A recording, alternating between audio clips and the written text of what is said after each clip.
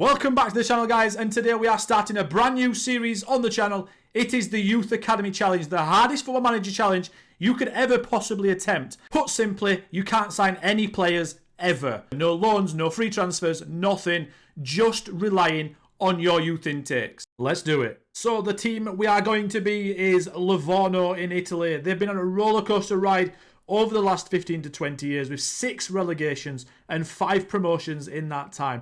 They were in Serie A as recently as the 2013-14 season and are now in Serie D after a mixture of poor results and financial mismanagement. We have taken over as manager to help this club in crisis, but we start with 0 coaching badges and Sunderly reputation to make it as hard as it can possibly be. We play at the Armando Picci Stadium, which holds 14,267 seats, and we start off the save with good training facilities, average youth facilities, average academy coaching, and average youth recruitment. We also have some fantastic new kits, the traditional Livorno home shirt, the reverse white away kit, and the blue kit with our new iconic Italian sponsor, Pirelli. It also helps that Livorno, the city, is absolutely stunning. Between recording the intro and now, obviously my Christmas tree is up, that's why it looks slightly different. I thought I'd address that so you guys are like, wait a minute, where did that Christmas tree appear from? So yeah, that's the reason. So this is the Youth Academy Challenge, and you cannot sign any players whatsoever. Now, a lot of people are going to be saying, Lewis, we like transfers, and that's absolutely fine. There's plenty of other series out there from other FM content creators that do that type of thing. But I wanted to do it a bit differently over here because my channel is sort of dedicated to helping you guys improve at the game, finding different things, and enjoying it a lot more. So to make this save even more interesting, on top of the challenge we're already going to be facing, I've created a bingo/objectives card that you guys can see on the screen now. So some things we've got on there is promotion from Serie C. There's 100 in total, as you can see, 10 by 10, and there's literally as many things as I could think of inside. And what we're going to be doing as we're doing the episodes, we're going to be ticking things off and see which ones we get. Obviously, we're not going to be able to get 100, I don't think.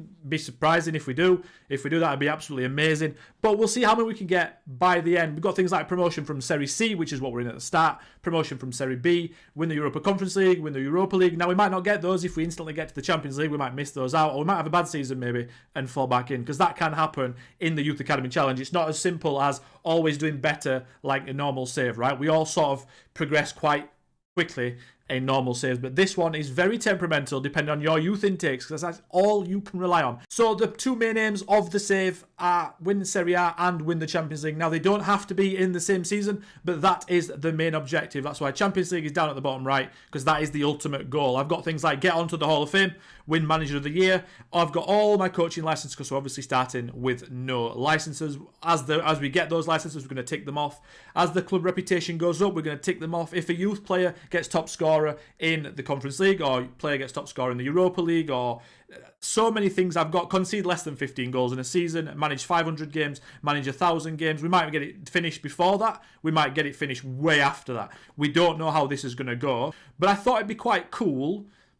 A really good one there as well is player wins the Ballon d'Or, youth player wins the Ballon d'Or. Now, that would be absolutely amazing. So this challenge is also on the official Sports Interactive forums, which I'm going to link down below. And the rules of the game are simple. So you holiday a season in front. As you can see, we're in 2024 pre-season rather than 2023 pre-season. And Livorno start in Serie D. Now, that is, again, a rule of the save. If you click on the link, that's fine. If you don't, I'll just explain it to you.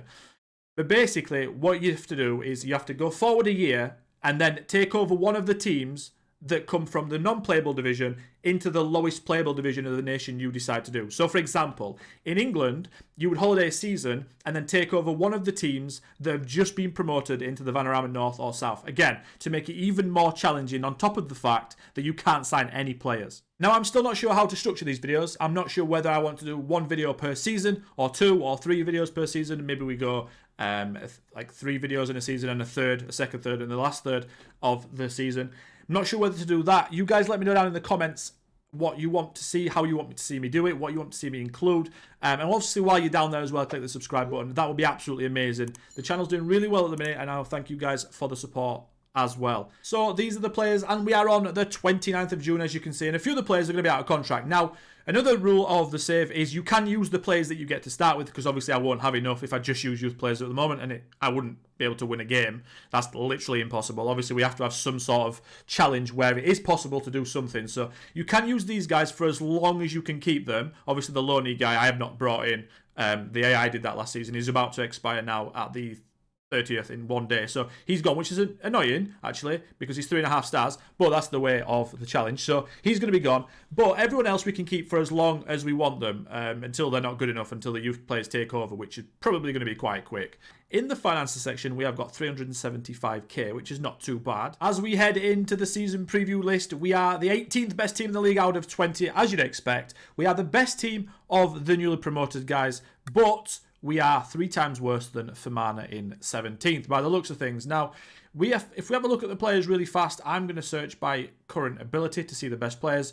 Duccio Brenner is a centre-back, a right-footed centre-back, and he's our best player. He has got a good trait, which is brings ball out of defence. I have noticed before when I was looking at the team, I think we've got a lot of centre-backs. Now, I don't know if I'm going to use an inverted full-back out at left-back or right-back, or maybe 3 centre-halves. We'll see. It's Italy, so 3 centre-halves is a definite possibility. But yeah, I'll put a tactic together after we have a look at the players, and we'll see what we're with. So Giulio Giordani as well, as we had saw before, he looks very good too. There's Christian Mutton here, which is a striker naturally, but he can also play on the left wing, which is quite nice. He's also got players back to goal. But he's also got attempts over head kicks. I'm not sure what's happening in Livorno, but they like to attempt overhead kicks. Maybe we should have put that in one of the objectives, right? If that happens, I'll put it in the clips. Don't you worry about that. But Christian Mutton is a 6-foot striker. Got a little bit of pace about him, which is nice. Decent attributes, not too bad. But yeah, we're going to be using him quite often. I'm not sure yet if we're going to go 1 striker or 2. It looks like we've got a few decent strikers, so I might end up going 3 at the back with 2 up front. We'll see. Matteo Fisore. He is a centre-back, but also can play left-back. Again, this is the guy I was thinking about. That could maybe play the inverted full-back at left-back. He's also got good strength, good jumping. He's a bit slow, but he's got good aggression, good bravery. He would be a nice centre-back or a left-back as an inverted full-back, not a problem. We've got Giuseppe Palmer here, and also this guy looks really good. 30 years old, which is annoying. I would have liked this guy to have been maybe 24, 25. He looks very, very good. 70 natural fitness, so he should hold his attributes quite well. Looks to be sort of, I mean, he can do a bit of everything, can't he? He can be a playmaker, could be a centre midfielder, have Mazzala, box to box. He's sort of a utility guy that we can sort of stick in. They can go DM if we go with DMs. Attacking midfield, not attacking midfield, sorry, centre midfield. But yeah, this guy looks quite good too. I just thought I'd run through a lot of the players so you guys can see what we're playing with. Luis Enrique here is a striker, Brazilian, 26-year-old, 3.5 star, which I like the look of. He's not got as much pace as the other guy, but he's got good off the ball, decent finishing, decent heading, decent technique. So I feel like Mutton and Henrique, we sort of have to play them. Now, I don't know if Mutton's going to go out on the left wing. He might do yet, and Henrique might be the lone striker. I'm not 100% sure. But they have to play. It's vital in these challenges, because I've completed these challenges before. I've done it twice in total. I've done it in England on stream on Twitch. The link is down below to my Twitch. I'm not doing it right now. I did it last year. And I did it in Spain offline a couple of years back. So I thought I'd try Italy this year because I've not tried them yet. And it is very, very, very hard, and I'll show you why it's very hard. Because in Italy, especially in Serie C, is there's only 1 automatic promotion spot. Now, the annoying thing about that is there's always, in my experience in Serie C, more than at least 3 really good teams. For example, this year we have Ascoli, we have Juventus under 23s, we have Perugia, we have Spal, and we have Spezia. Now, they are really good teams. They are traditionally, most of them are Serie B teams.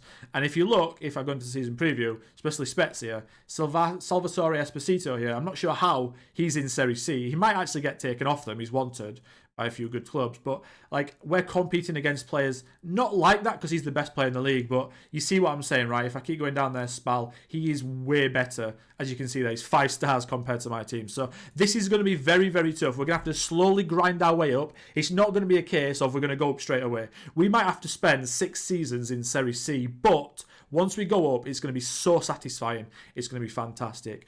On to the next player is Lorenzo Sabatini, a 22-year-old midfield centre, an attacking midfield centre, and he also looks very good. Gets forward whenever possible. Nice physicals as well, which is pretty cool. Again, I don't know whether to use him as a Mazzala or centre midfield attack. He could be very key for us. 6 finishing, so I can't really play him as a shadow striker. I mean, I could, but it's probably not ideal. So I am wondering right now, I'm sort of putting together what I want. Maybe we go with... I'm looking and I'm struggling to see a left wing back. So I don't think we can play 3 at the back, right? We'll see if we can find one. Filippo Bellini here, wing back right, DM and centre midfield. This guy looks pretty good too. Dictates tempo, dives into tackles, tries long range passes and crosses early, which is interesting. Crosses early, 12 crossing. We could use that at right wing back. That could be quite good. But I have seen a lot of right wing backs, so I think maybe he goes into centre midfield. We'll see. We've got a few options, but we have a little bit lopsided. In fact, like I said, we don't have a left back that I can see that's like flying up the pitch. So it's going to have to be a left back that's quite conservative and stays back. Matteo Ronchi is another centre back here. Again, 6'4", good from corners. We're going to have to take our advantage. We're going to have to take as much advantage as we can in set pieces because obviously we can't sign players. We're going to have to squeeze every single ounce of everything out of the squad to get good results. Alessandro Cesarini here, 35-year-old attacking midfield, left, centre and striker. Struggling physically here, as you can expect at 35. But decent physicals, decent technicals and good mentals. Tries to kill balls often, places shots, knocks balls past opponent, tries tricks. So he's quite a flair guy, isn't he? 14 flair, yeah. He'll probably come off the bench because he's going to get worse as the season goes on.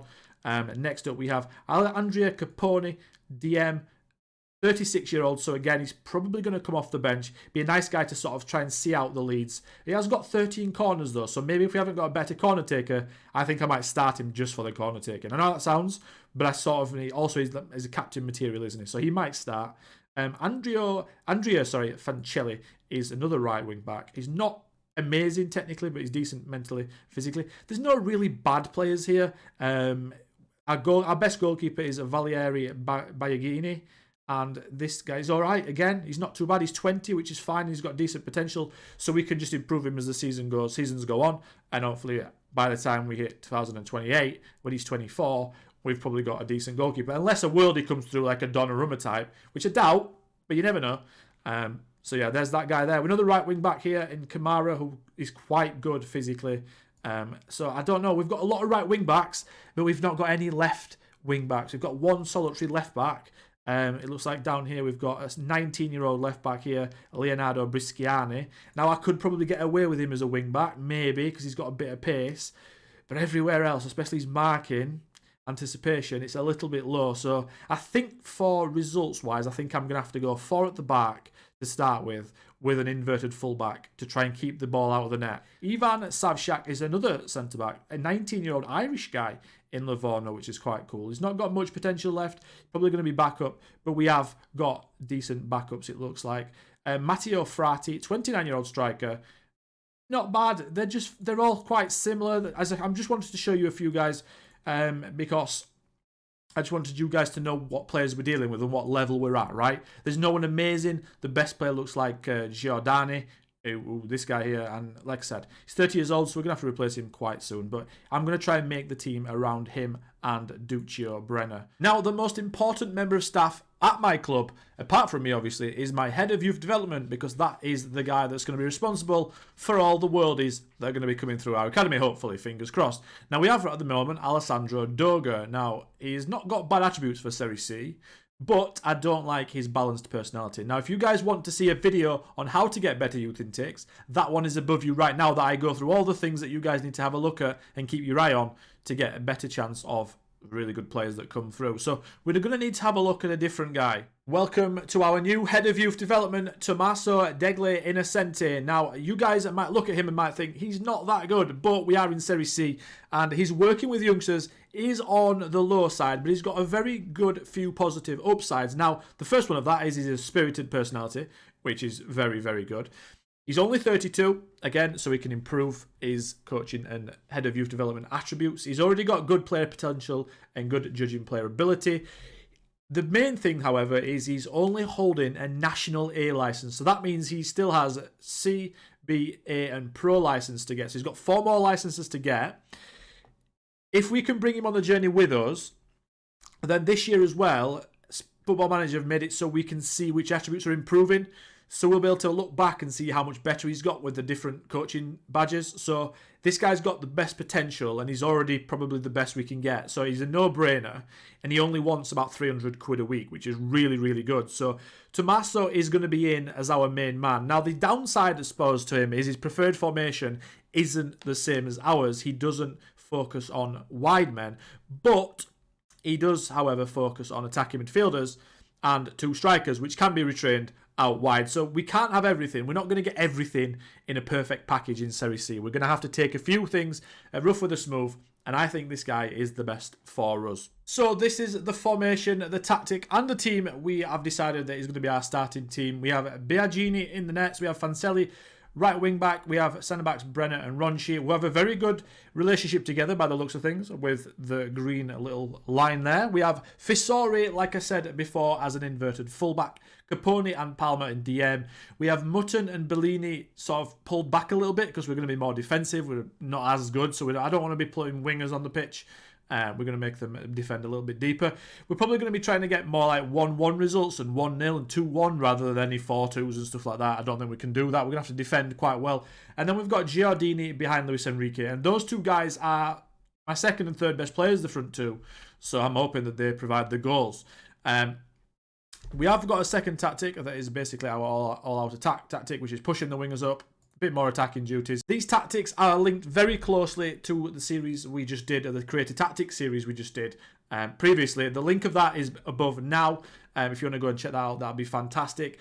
As you can see behind me as well, we have 24 numbered shirts. Well, actually, there's 21. There's 3 in my hand right here that I haven't hung up just yet, but we're giving away £180 in December live on Twitch. So if you guys want to check our channel out, the link is in the description below.